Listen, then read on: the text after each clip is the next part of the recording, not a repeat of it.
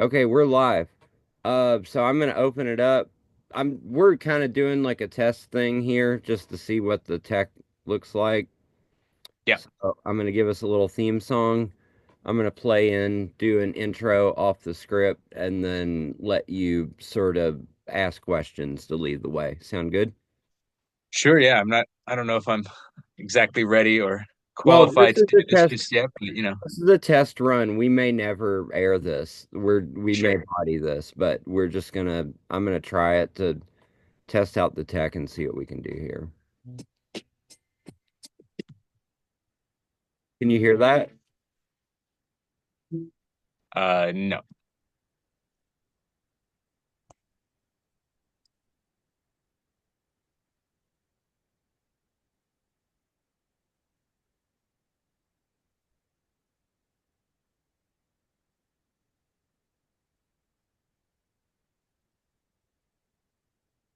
Yeah, it's getting. Oh, there we go. Wait. All been done before. Staggers on. Enemy anger. So you're not hearing that at all. Yeah, I heard that. Yeah, You heard I the could hear that. music. Okay, it does. So that's what I was trying to figure out is if it's actually like playing through. Tired, all been done before. Okay. All right, I'm kind of just testing Windows out here to see if they Sure. work or not. So let me close this guy. All right, I'm gonna jump to the script intro. I'm just gonna read off like a tagline. I don't have a name for this yet, so we're gonna call it the Trad Building Podcast. Welcome. This is our first episode. Joining me is a longtime friend and follower from the digital realm, Matthew from Kansas. Is that good enough for your ID? That's great. Can you It's live with that? perfect. Okay, perfect. Matthew from Kansas, he's a concerned party. He'd like to learn about building and trad methods and all things pre-industrial building, and that's sort of what we intend to cover on this podcast. So, I'll introduce myself. I'm Curtis Horde. I've been in this weird niche of building for almost 20 years now, with a focus on medieval structures. I'll just put it there, like brick and timber and the sort of thing where if you're building it, people ask you if you're building a church or not. Very, very simple ingredients, exploited to do really impressive things, with enough time and energy and resources at your disposal. Uh, that's a cold open. So, that's a little bit about me. Matthew, why don't you introduce yourself and tell us what your motivation is for learning about this stuff? Sure. Yeah. Thank you. Thanks, Curtis. So I still consider myself a roofer, even though I haven't done roofing full time in a while. But my background is roofing, Can I ask, and you're doing sales and management mostly, right? yes, yeah, sales management, estimating, It's so much all with harder. It's so much harder than being on the pitch. Oh my gosh. yeah. Doing the labor is so simple. You have a task, you know what to do, you know when you fail, like it's so, I mean, just doing any sort of construction or building is rooted in the spirit of truth, what I like to call it, what the Shakers like to call it. Like, you can see your work, like, you can see if you messed up or if you did a good job. It's right in front of you, laid bare. And Yeah. everything with sales and when you get into email and dealing with schedules and budgets and time and all these different things, like, your job becomes more and more superficial and virtual, and that can lead to some interesting things for any person that's like geared to be a builder. Yes. Yeah, Yeah, it's and yeah, just between installing, building, and then going to the management side, end of the day. you get something done and you can stand in the driveway and say, "Yep, got that done today." Whereas on the management side, it's, well, I hope I Juggling. didn't I hope I didn't make anybody too mad today. Yeah. Of course, managing the men in the field, we can able to So look back together with them and see things that we've accomplished. But we're gonna yeah, cover certainly. we're gonna cover a tragedy today. I gave you a little primer on it. What do you think about this? Where were you in April of 2019? Oh boy, I was at I wish I could remember exactly what project I was dealing with at the time. I know it was at work, and I saw something on Fox News or CNN about Notre Dame It was burning down. on every channel. You could not Yeah, immediately went there, turn and it immediately went to like live news feed on every channel. It was internet yeah, news. and so yeah, just and was glued to it and was sad and angry, confused, a little and teary-eyed. Notre Dame. It's a lot of things, but it's a staple of Western civilization, It Western culture. Um, they what they call it there is sort of the crown jewel of their civilization. right, yeah. On the con And it's so to not just the French, it's the entire Catholic diaspora through the whole continent. There's a Yeah, lot of cathedrals. There's a lot of great cathedrals all over the land, but the Notre Dame is the crown jewel. yeah, absolutely. Yeah, it's not, and it's. I'd argue it's Catholic in that truly universal sense. It's a Yeah. Catholic church, but yeah. I mean, it's a huge marker of Western civilization. End of the day, the crown jewel, perhaps. Um, so yeah, to see it on fire, and then some of the people I was working with at the time made off color remarks about it burning and blah blah blah. I was like, man, you people just don't even get it. Like, you don't understand what's going on here. That's That's what I really want to dig into here is that all the takes that happened. Like, and looking back now, we have 5 years to look back, and my God, like, did they do a job of rebuilding the place? yeah, True. Like it's the boys' own stuff. Like it will be a lesson for architects and preservationists for the next 2 centuries. yeah, It is a live learning lab of the greatest. Like everyone was challenged at their highest level to perform what they did to rebuild that place in 5 years. yeah. No kidding. Yeah, I mean, yeah, certainly it called on to the folks that have been working on understanding how to rebuild this way, and then having to do it, and then the timeline as well. It's And um, they really knocked it out of the park. So that's with that, let's dive into the day. And I want to go first to Adam Miller's article because I had a lot of the same reactions as you. You know, I was glued to the screen.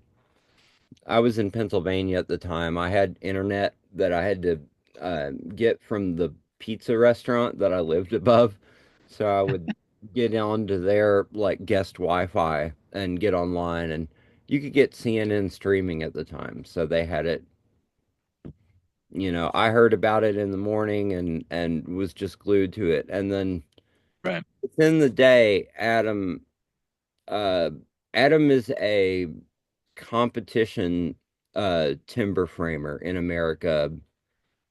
Uh, he's been in the game about as long as me, and he put together this article. So I'm not going to read through the whole thing because we're on a limited time crunch here, but I want to get into his personal experience, and I'll just read this paragraph, which sort of sums up the I felt comfort after reading Adam's take on this thing and knew that ultimately like the right people were going to be involved in the restoration. So Adam writes, and this is just like a day after the we all learned the news. I'm glad to have spent some time around the cathedral while visiting Paris last October at the end of a tour of French carpentry museums, and I have good reason to be hopeful about the future of this building. The fire is a catastrophe, but the skills and passion to rebuild this structure are present in the Copignon craftspeople of France, like in no other Western country. The traditional knowledge that originally built this monument is still alive. The Compagnons du Devoir actively transmit this knowledge to young people through intensive, long-term apprenticeships, setting a high standard against which to measure any vocational training. I mean, can you be more uh intentful and to the point with your words? He really says it all. Like, um, I want to do a little Rolodex of photos here. So this is Notre Dame up close right before the fire, right before the scaffold was built. Are you able to see this on the screen? I am, yeah. Yep. Okay. So this is from Alexandre Lapond. He's a French Copignon roofer, and what I gather from the time frame of this photography is these are the survey photos that they took before the scaffold was erected for this Mhm. restoration job.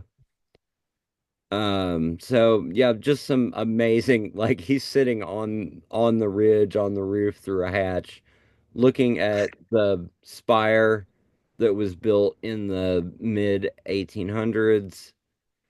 There, of course, is the master project, the proposal for the spire. Um, Oh gosh, here we go. Here's like a drone shot of the roof Mhm. structure and spire, all the statuary. This is lead cap and pan roofing that kind of resembles tile roofs. Yep. And then here's some of the priory and like smaller outbuildings and terraces. The bell, just amazing stuff. So they got to tour this and photograph it right before the tragedy. And I mean, they've recreated it exactly as it was. It's one of the most documented buildings in our building language that we have for Yeah. 500 years.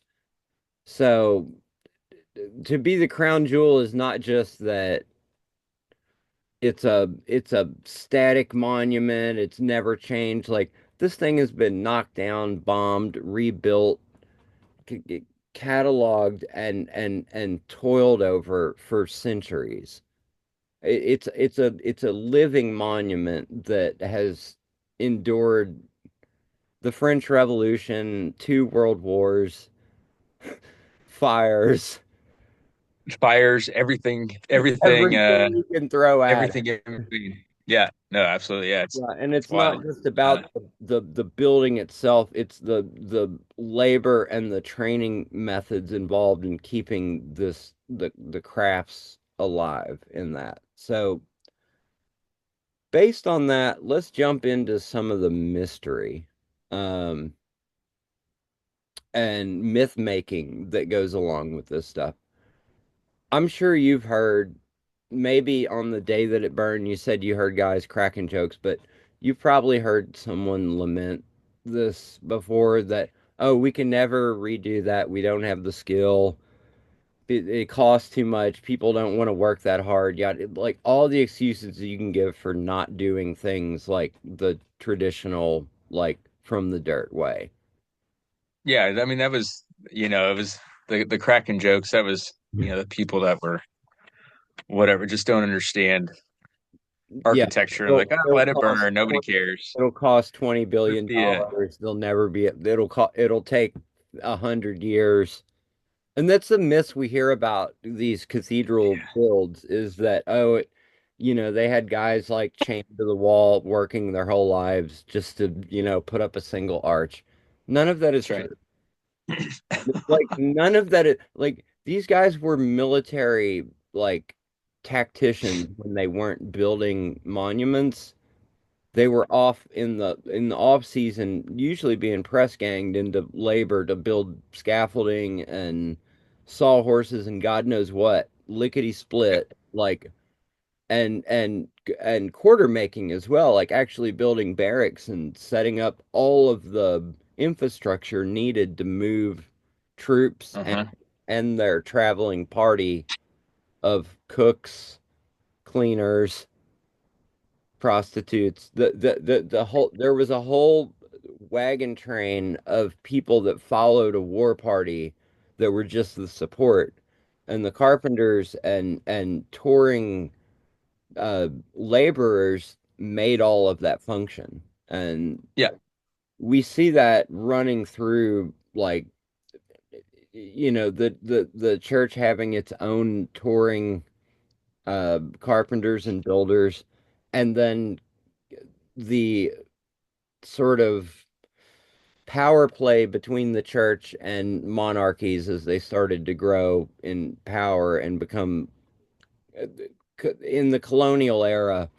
All of these different regions are gaining power and they're fighting with this universal building pool of labor Yeah. and trying to Yep.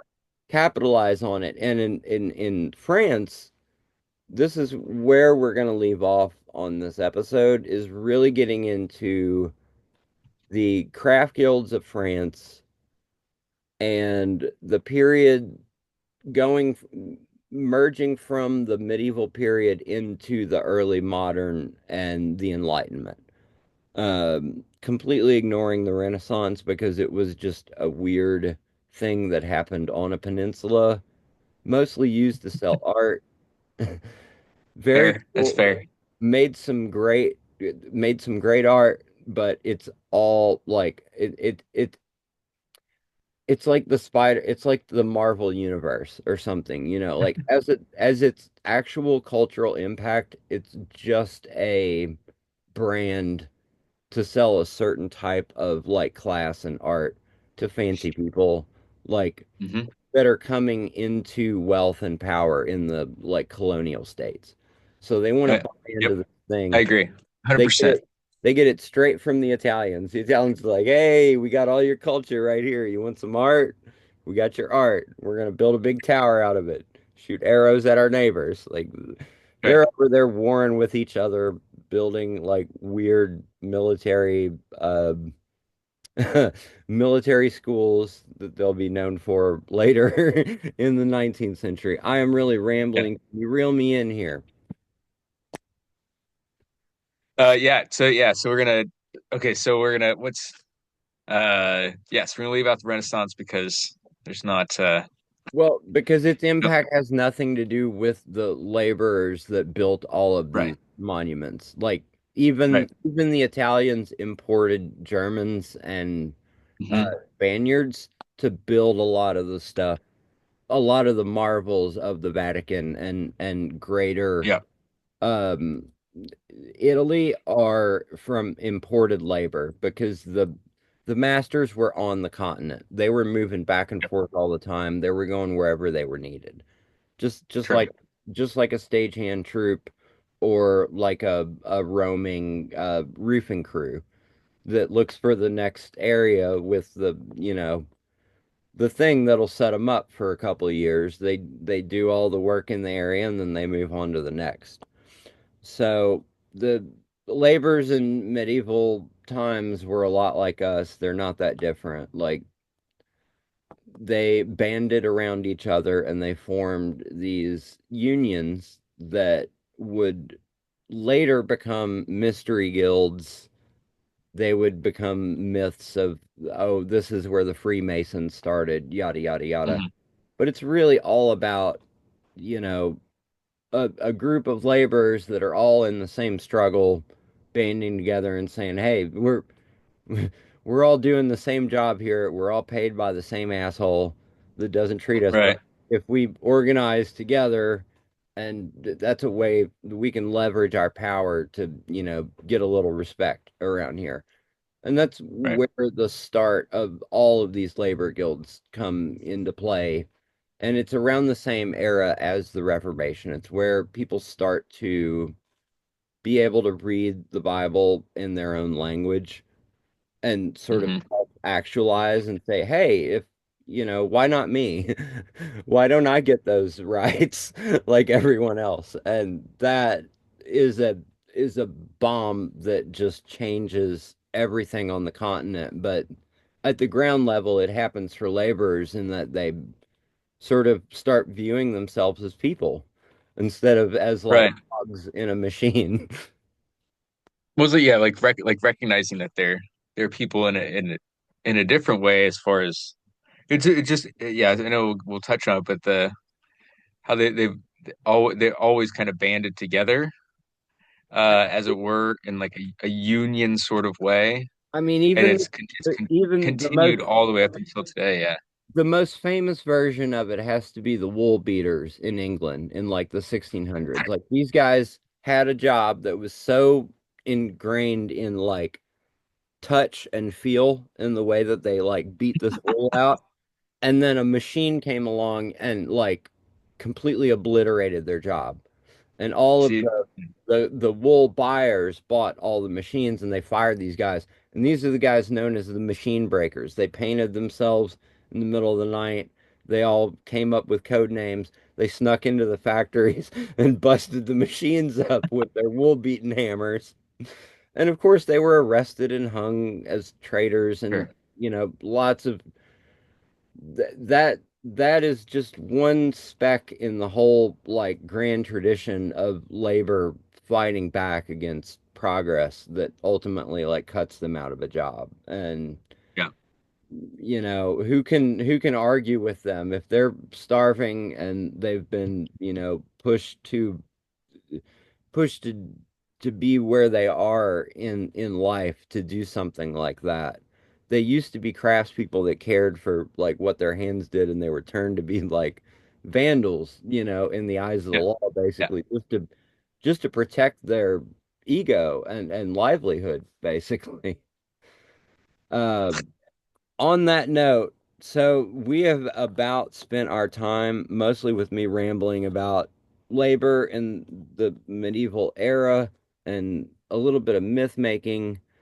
And I think that's a good place to leave off because this story could encapsulate 12 hours of discussions. Um, I sent you some resources. Did you get a chance to look through any of them? Some of them, yeah. Some things I was familiar with Okay. before, and then yeah, the the book that's in the background there, the Craft Guilds of France, it's something I was not familiar with. This is a new I'm one. This familiar with the overarching, like the guilds and especially the craft guilds in France, but that particular kind of collected work was this not this guy. not so, So we'll leave off with a little intro to this author. And I will probably mess up his pronunciation here. Robert Freck Gould.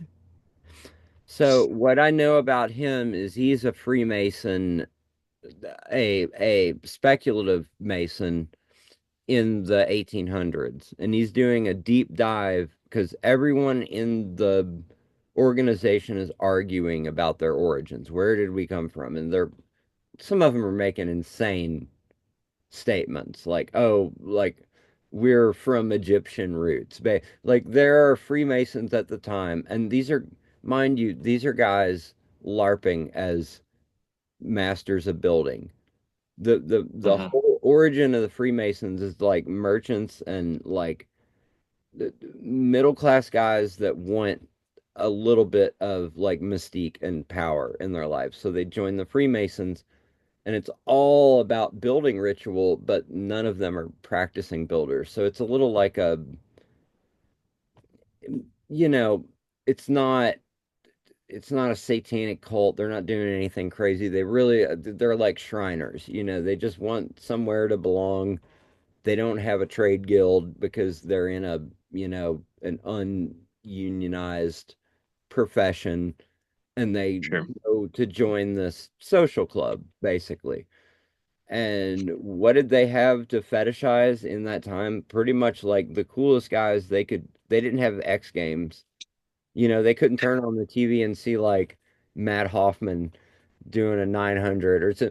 They didn't have those sort of heroes. They had like gods of war, and then they had builders and the Right. people that were like building the cathedrals and doing all that. So that's sort of where their in their like visions mind eye of, you know, like the coolest guy to emulate.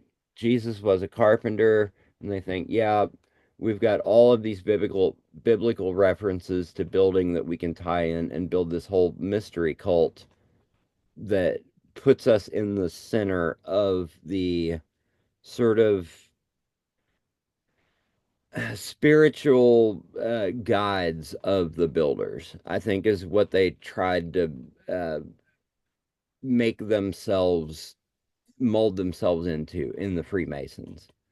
And it Sure. was real specific, real specific thing on England in the 1600s. Like there are no such thing as Freemasons on the continent before that.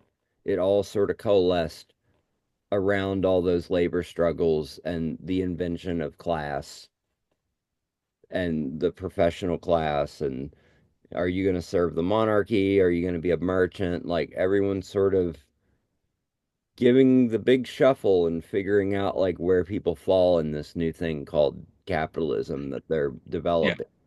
And the Freemasons react to that by building this mystery cult that in the long run ends up being majorly influential in unionizing in the industrial era. They did gain power in a weird backdoor way, not in any conspiracy way, but they did. Oh, Zoom is telling us we're running out of time. Um, but with that, the Freemasons are in turmoil in the middle of the 1800s, and we find this book coming and this man's research coming completely counter to a lot of their myth making, because he says very clearly, he grounds it and says, well, what the Freemasons are modeling are these guilds from France and Germany that built the cathedrals. Hmm. And Okay. they were influenced by the Crusades. A lot of those builders and the building techniques that were used in medieval Europe were brought back from the Crusades and what they observed in building methods there. Yeah. The pointed arch is something from the Levant from way before European times. So the fact that it was observed, a lot of different methods were observed there and brought back to Europe to sort of flourish and under their own regional dialects. But this book and his research on the Copignon is some of the best information I have found in English, because well, this is translated from German to English, but it's all here. And Hmm. he has s- something like 300 pages on every discrete. Well, here's on the Copignon themselves, but he covers every continent and region, and really delves into the hardcore history of the labor guilds, because he was trying to find where the knowledge actually came from. Sure. And with a, I think with a pretty clear conscience. Like he does not seem, from my reading of it so far, he does not seem to have an agenda to put forth. Like most of the Freemason writers do have an agenda. They want to solidify their lineage and history all the way back to like Solomon's temple through the building of the pyramids up until the present day and Sure. really make a bunch of ridiculous claims that have no basis in fact. But this is not that. This is a Freemason writer that is taking a scientific materialistic approach to it. And I really am going to dig into this next as I think our next topic and see what he has to say about the French labor guild, and then we'll fast forward and review some of the highlights of the rebuilding of Notre Dame because I've got some great Yeah. content from the French Facebook group. They've been updating constantly for 5 years with great video and like photo albums with like 300 photos in there, of progress of like carving stone, raising the timbers, every every function of that rebuild has been documented. Sure. Truly, like I Yeah, mean, it's it, interesting. it is a gold mine of education diploma. Yeah. It'll be interesting to yeah, see what uh Gould says and see where we're at currently to as far as what how he describes it and how it's currently going and what they're actually doing. Um, yeah, that's great. Cool. So let's wrap up with why don't you sort of tell me what you think about where we are with this? I'll let you give us a wrap and then I'll play us off. Sure, yeah, where we're at with this. Um, I think we're at a good spot. Yeah, we get into seeing where get want to see where see how to tie it, how to wrap it all up. I Let's don't know what to let's do do it. here. Let me give you a different prompt. Tell me what you're excited to learn about next. Sure. Okay. Yeah. Like That's maybe a little better. Yeah. in this world of I mean, there's so much to cover here, but what gets you like motivated to come back? Oh, motivated to come back. Sure. I think it's inspiring. Learning more about. I think you've always said it best is permanent building more or less, and how to do that, knowing that we've people people have done that for centuries. But for some reason, I mean, I have my theories. You have your theories, and I think they're about the same. We did, it was a decided upon letting go of the traditional building practices that we've had, that we've always known and loved, um, for progress and the industrial revolution gods. So to explore, especially what they've done at We Notre Dame traded we Cathedral. traded we traded everything. I Traded mean, everything, yeah. this could be like for the people that really like buildings talk to them and they know the labor that's involved. Like this is the greatest story of the last like 5 centuries. It's just never told that way. Everything Yeah, people do is within walls and buildings, yeah, and most of their trials and tribulations are about how those buildings are treating them or not treating them. sure. Yeah, We live very, I mean, unless we're in the trades where we work outside, most people don't. experience life other than within four walls and It's true. and And humans. so yeah, continue to dive deeper into understanding where we've been and how we revive the practices that we've always known.